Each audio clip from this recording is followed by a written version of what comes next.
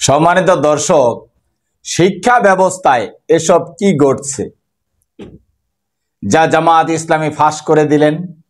বাংলাদেশকে একটি সেকুলার রাষ্ট্রে পরিণত করার পায়তারা চলছে এমন অভিযোগ করেছেন জামাত ইসলামীর কেন্দ্রীয় সহকারী সেক্রেটারি জেনারেল সাবেক এমপি AHM হামিদুর রহমান আজাদ সাহেব।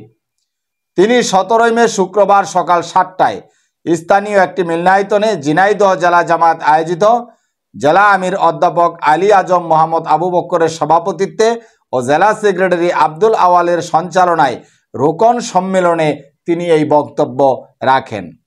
এ সময় প্রধান অতিথির বক্তব্যে তিনি আরও বলেন, শিক্ষা ব্যবস্থা পরিবর্তনের মাধ্যমে বাংলাদেশকে একটি সেকুলার রাষ্ট্রে পরিণত করার পায়তারা করছে বর্তমান সরকার।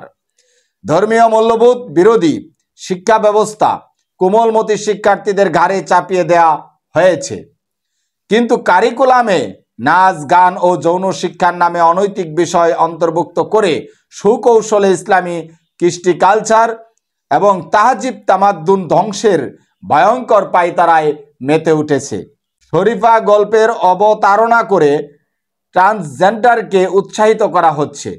শিক্ষাবিদদের অভিমত, বর্তমান শিক্ষা ব্যবস্থা যোগ্য, দক্ষ ও দেশপ্রেমিক নাগরিক তৈরি করবে না, বরং অযোগ্য, অথর্ব, চরিত্রহীন, দুর্নীতিবাজ নাগরিক তৈরি করবে, যা দেশের জন্য অশনি সংকেত।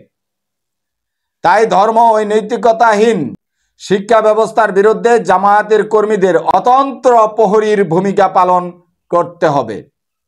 তিনি আরো বলেন, ইসলামী ব্যাংকিং ব্যবস্থাকে ষড়যন্ত্রের মাধ্যমে ধ্বংস করা হয়েছে। লুটপাট করে দেশের ব্যাংকিং খাতকে সম্পূর্ণরূপে ধ্বংস করে দেওয়া হয়েছে। বাংলাদেশ ব্যাংকের রিজার্ভ একদম তলানিতে এসে ঠেকেছে। বর্তমান যে রিজার্ভ রয়েছে তা দিয়ে 2 মাসের অধিক আমদানি ব্যয় মেটানো সম্ভব নয়। তাহলে কি সরকার সত্যিই বেকায়দায় পড়তে চলেছেন?